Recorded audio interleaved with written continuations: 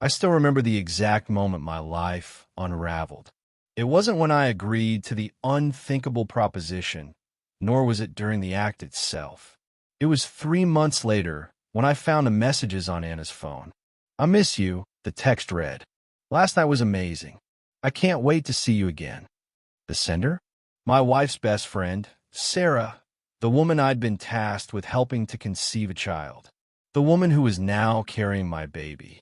The woman who, apparently, had been sleeping with my wife for years. My hands trembled as I scrolled through their conversation history, each message more damning than the last. What had begun as the strangest request of my life, help my best friend get pregnant, had evolved into something far more insidious. I had been a pawn in a game I didn't even know I was playing. But I'm getting ahead of myself. Perhaps I should start at the beginning. Underscore.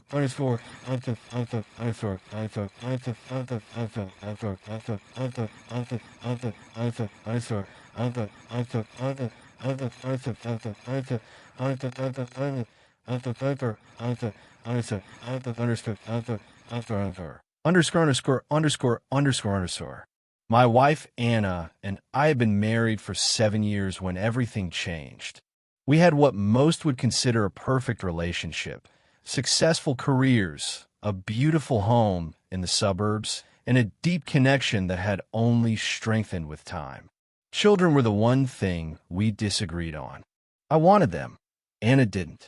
After years of discussions, I had made peace with her decision. We had each other, and that was enough. Or so I thought. It was a crisp autumn evening when Anna first brought up the idea. We were having dinner on our patio, enjoying the last warm days before winter set in. She seemed nervous, picking at her food rather than eating it, taking more sips of wine than usual. "James," she said finally, setting down her glass with purpose. "I need to talk to you about something important." I put down my fork, recognizing the serious tone in her voice. "Everything okay?" She took a deep breath. Sarah's been trying to have a baby for years. This wasn't news to me. Sarah, Anna's best friend since college, had been open about her struggles with fertility. After 2 failed marriages and countless unsuccessful IVF attempts, she had nearly given up on motherhood. "She's decided to try another route," Anna continued, her eyes fixed on her wine glass rather than me. "She wanted a known donor, someone she trusts." I nodded, still not grasping where this was heading. "That makes sense. Has she found someone?" Anna finally looked up, her blue eyes meeting mine with an intensity that made my stomach drop. "She wanted to be you." The silence that followed felt eternal. I was certain I had misheard her. "Me?" I managed finally.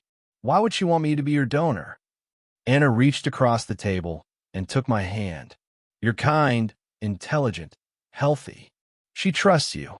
And she hesitated. "She wants a natural conception. No clinical procedures." The implication hit me like a physical blow. "You can't be serious. You're asking me to sleep with your best friend." "I know how it sounds," Anna said quickly. "But this isn't about sex, James. It's about giving Sarah a chance at motherhood. She's running out of options and time." I pulled my hand away, standing up from the table. My mind was racing, trying to make sense of what my wife was proposing. "This is insane, Anna. You realize that, right? You're asking me to cheat on you with your blessing." "It's not cheating if I'm asking you to do it," she countered, her voice eerily calm. "It would be a gift from both of us to her." I paced the patio, running my hands through my hair. "What about adoption? Sperm banks? There are other options."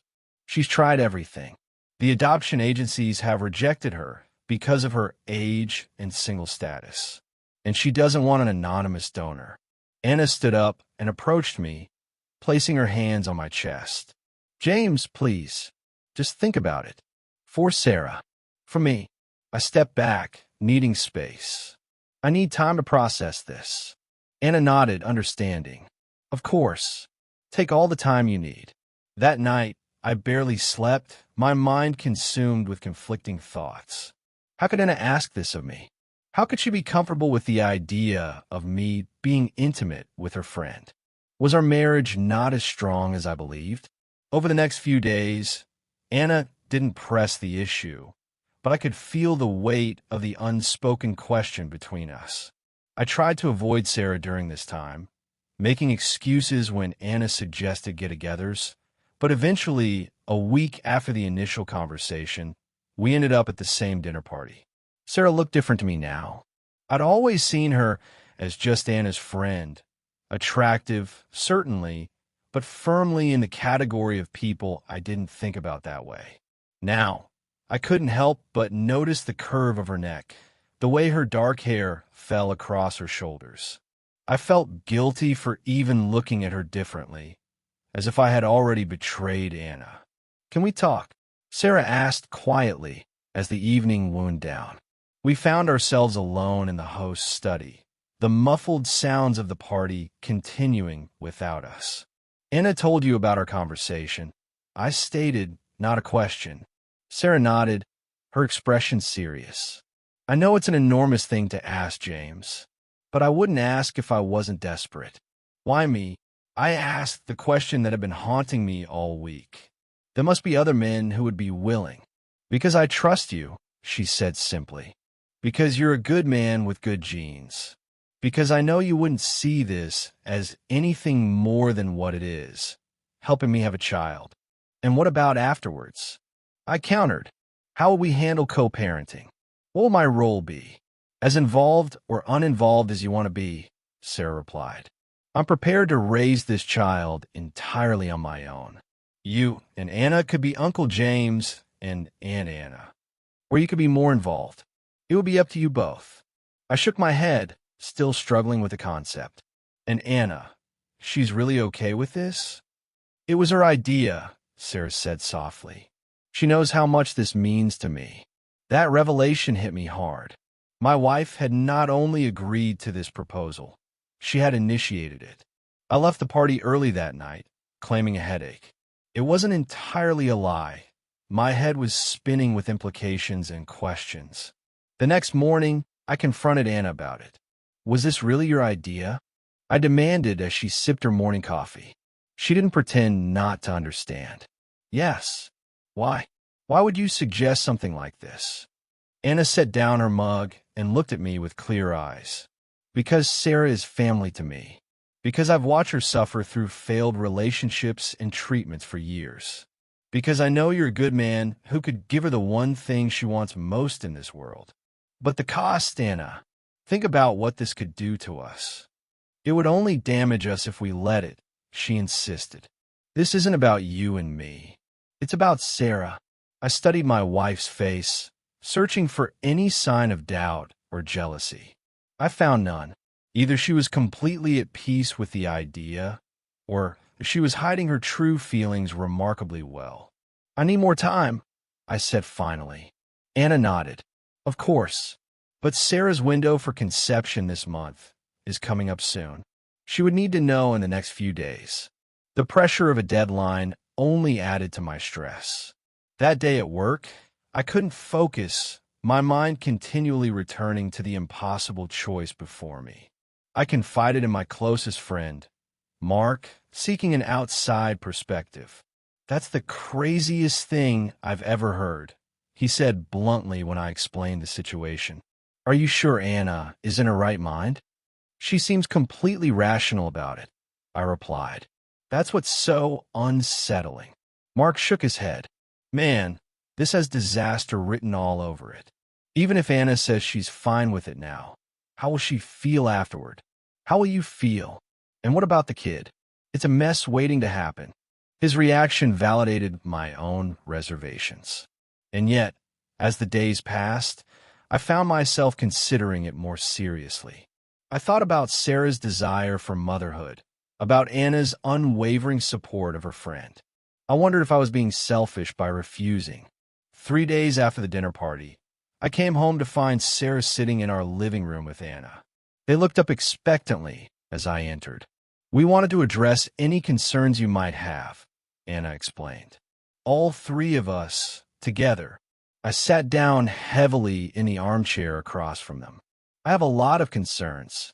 We understand, Sarah said. And I want you to know that if you say no, there will be no hard feelings. I know it's an enormous ask. I looked between the two women, feeling cornered despite their reassurances. What about the legal implications? Would I be financially responsible for this child? I've drafted a donor agreement, Sarah replied. It explicitly states that you would have no financial obligations. I can have my attorney formalize it. And what happens if Anna and I want children of our own someday? I asked, turned to my wife. How would we explain to them that their father has another child with your best friend? Anna's expression flickered briefly, the first sign of doubt I'd seen. We would be honest in an age-appropriate way. Besides, you know my feelings about having children haven't changed. I ran my hands over my face, feeling the weight of the decision. I need to think about this. Alone. They both nodded, and Sarah stood to leave. At the door, she turned back. Thank you for even considering this, James. Whatever you decide, I'm grateful. After she left, Anna approached me cautiously. I know I'm asking a lot, but I wouldn't if I didn't believe it was the right thing to do. I looked at my wife, this woman I thought I knew completely. I need to understand why this is so important to you. Is there something you're not telling me? Anna sat beside me, taking my hands in hers. Sarah saved my life in college. Did you know that? I was in a very dark place after my mother died. I had a plan to end things. Sarah found me. She stayed with me day and night until I was better. She's not just my friend, James. I owe her everything. This was new information, a piece of Anna's past she had never shared with me. It reframed her request in a new light. Not just a bizarre favor, but a profound act of reciprocity. I spent that night alone, driving aimlessly through the city, trying to sort through my thoughts. By dawn, I had made my decision.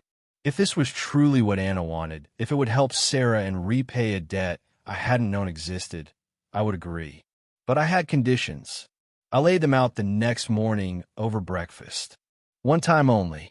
A legal agreement protecting me from financial responsibility. And afterward, we all get therapy, together and separately, to process this. Anna's eyes filled with tears. You'll do it. For you, I said. Because I love you, and I trust that you wouldn't ask this if it wasn't important. She embraced me tightly. Thank you. I know this isn't easy. Easy was an understatement. The next few weeks were among the most surreal of my life. Sarah tracked her ovulation cycle and informed us of her fertile window. Anna arranged for them to switch apartments for 2 nights. Sarah would stay at our place, and Anna would stay at Sarah's. I don't need to be here for this, Anna explained. It will be too strange for everyone. The night itself was as awkward as expected. Sarah arrived at 7 p.m., dressed casually, clearly as nervous as I was. We had dinner first, attempting small talk that felt absurd given what was to follow. We don't have to do this, I said as we cleared the dishes. If you've changed your mind, or if this feels too weird. It is weird, Sarah admitted. But I still want to proceed. If you do. I nodded, unable to articulate my mixed feelings. We moved to the bedroom. My bedroom, the one I shared with Anna, which felt like a violation in itself. Sarah and I had agreed to keep things as clinical as possible, but there's no way to make such an intimate act truly impersonal. I won't detail what happened next. Some things should remain private, even in this confession. What I will say is that we were both respectful and careful. There was no passion, no romance, just 2 adults fulfilling a strange obligation. When it was over, Sarah thanked me quietly and retreated to the guest room. I lay awake all night, alternating between numbness and crushing guilt. The next morning was painfully awkward. We avoided eye contact over coffee, speaking only about practical matters. I should head home, Sarah said finally. Thank you again, James. This means more to me than I can express. After she left, I scrubbed the apartment obsessively, changing the sheets, cleaning every surface. When Anna returned that evening, she hugged me tightly.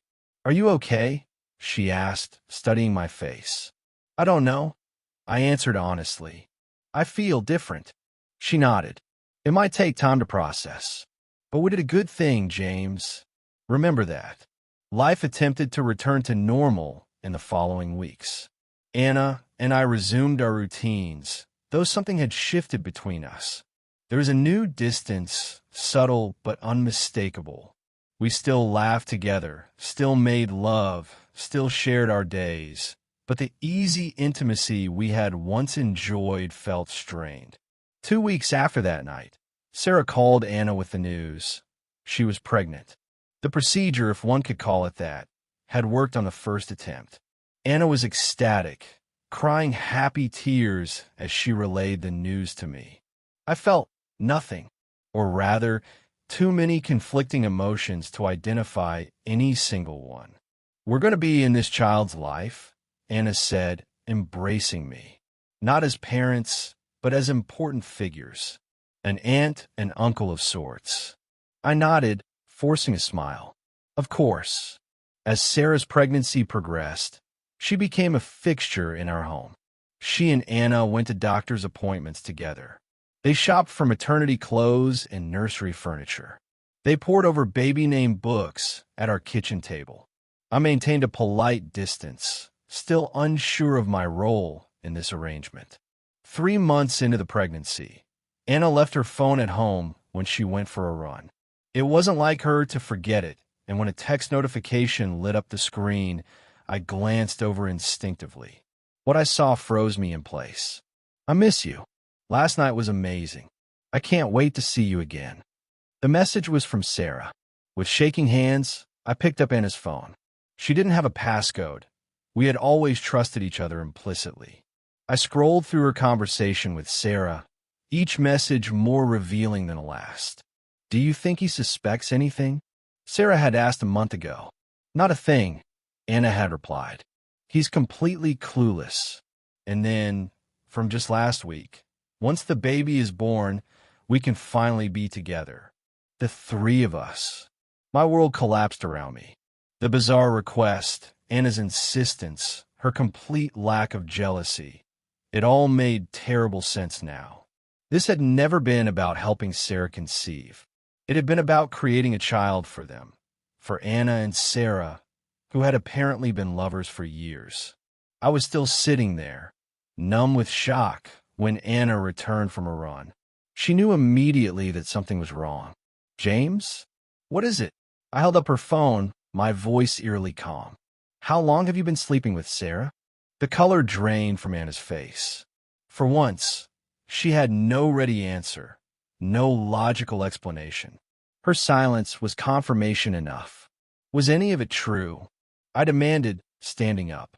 The story about her saving your life in college? Her desperate desire for a baby? Or was it all manipulation to get me to father a child for you two? Anna's composure cracked. Tears filled her eyes. "It wasn't supposed to happen like this." "Like what?" "You weren't supposed to get caught."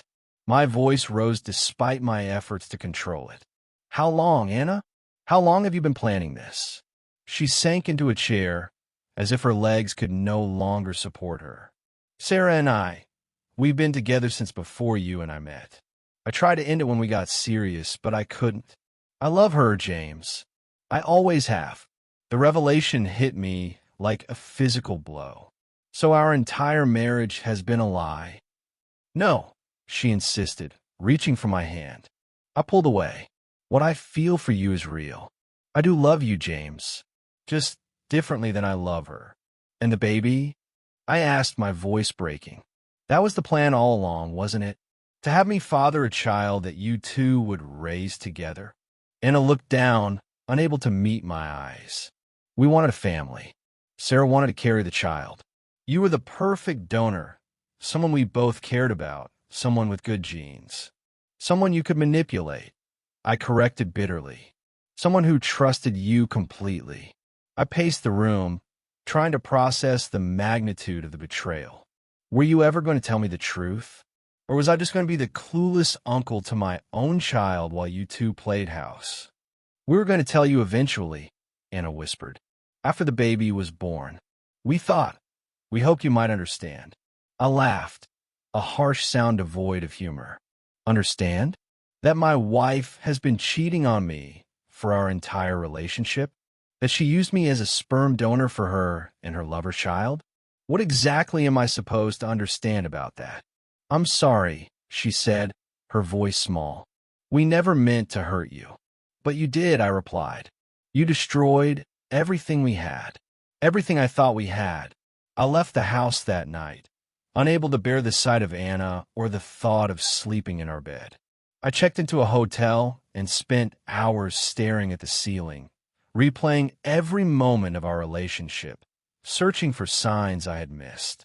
Had there been clues all along? Had I been willfully blind?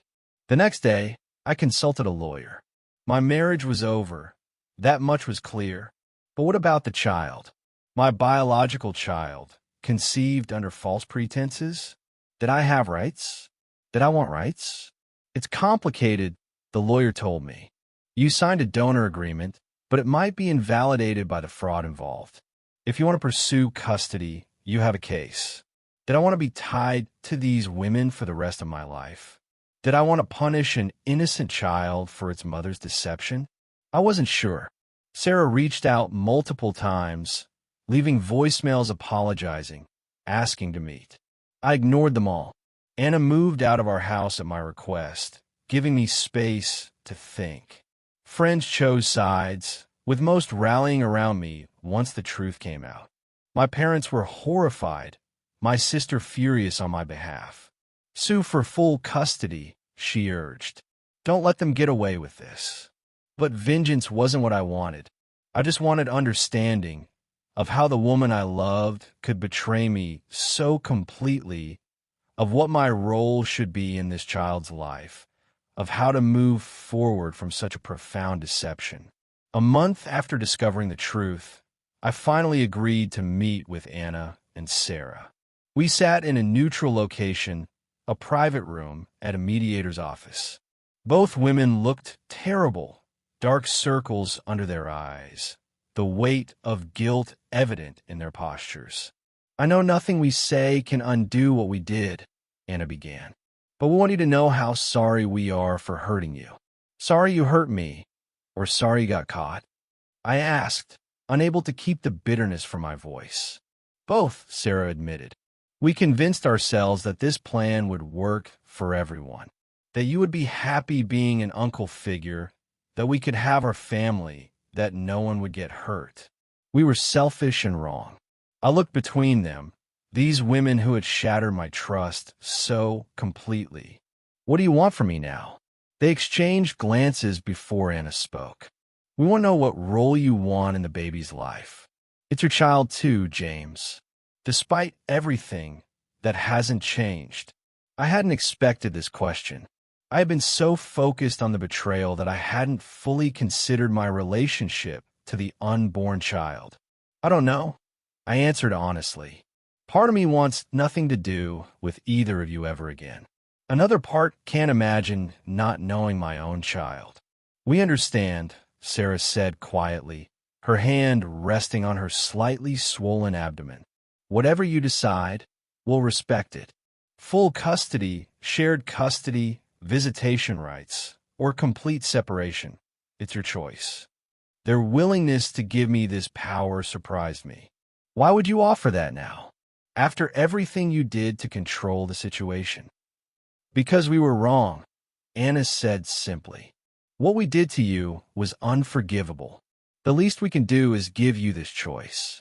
I sat with that knowledge for a moment, feeling the weight of the decision before me. I need more time, I said finally. This isn't just about the three of us anymore. There's an innocent child involved now. They nodded, accepting my answer. As I stood to leave, Sarah spoke again. The baby's a girl. We found out last week. A daughter. The news hit me with unexpected force. Despite everything, I felt a connection to this child, this little girl who shared my DNA. The following weeks were a time of deep reflection. I went to therapy, trying to process the betrayal and decide what kind of man, what kind of father I wanted to be. I reconnected with old friends, rebuilding a support system apart from Anna. I even went on a few dates, though none progressed beyond pleasant conversation. 4 months after our meeting, when Sarah was 7 months pregnant, I reached my decision. I invited them both to meet me at a restaurant, a public place where emotions might be better contained. I want to be part of my daughter's life, I said once we were seated. Not as an uncle or a family friend, but as her father. I won't pursue full custody, but I want legal recognition and regular visitation. Relief washed over their faces, followed quickly by caution. What would that look like? Anna asked. I've had my lawyer draft an agreement, I replied, sliding a folder across the table. Shared legal custody, with primary physical custody remaining with Sarah. I'll have her every other weekend and one evening a week, plus alternating holidays. Child support will be provided according to the standard calculations. They reviewed the document together, heads bent close in a familiar intimacy that no longer had the power to wound me deeply. This is more than fair, Sarah said finally. Thank you, James. I'm not doing it for you, I clarified. I'm doing it for her. She deserves to know her father, regardless of the circumstances of her conception. We know, Anna said softly, and she'll be lucky to have you. As we parted ways that evening, I felt a strange sense of peace. The betrayal would always be part of my story, a scar that would never fully heal. But the hatred and anger that had consumed me were beginning to fade, replaced by a cautious hope for the future. A future that now included a daughter I had never planned for, but was beginning to look forward to meeting. 2 months later, I received a call in the middle of the night. Sarah was in labor. Despite everything, I found myself rushing to the hospital, arriving just in time to see my daughter enter the world. She was tiny and perfect, with a shock of dark hair and lungs that announced her arrival with impressive volume. Would you like to hold her? The nurse asked, and suddenly she was in my arms. This new life, innocent of the complex circumstances that had brought her into existence. As I looked down at her, I felt a surge of love so powerful it nearly brought me to my knees. In that moment, I knew that while the path ahead would be complicated and often painful, I would never regret my decision to be her father. Today, Lily is 3 years old. Anna and Sarah are still together, raising her in a home filled with love. I have moved on as well, finding unexpected happiness with a woman who accepts our unusual family situation with grace and understanding. Co-parenting with my ex-wife and her partner is not always easy, but we make it work for Lily's sake. Sometimes, when I watch my daughter playing, I think about the strange sequence of events that brought her into my life. A request that seemed insane at the time. A betrayal that nearly destroyed me. A deception that, paradoxically, gave me one of the greatest gifts I've ever received. If there's a lesson in all of this, perhaps it's that life rarely follows the path we expect. Trust can be broken in the most devastating ways, and yet new bonds can form from the wreckage. Love can be both the weapon that wounds us and the balm that heals. My marriage ended, but my story continues. And now, it includes a little girl with my eyes and her mother's smile, who calls me Daddy and doesn't yet understand the complicated journey that brought her into this world.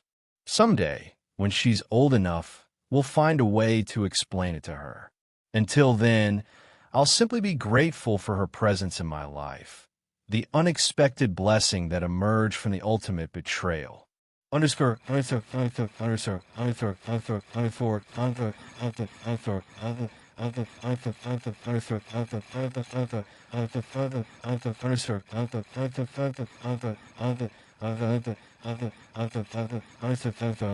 Underscore, underscore, underscore, underscore, underscore.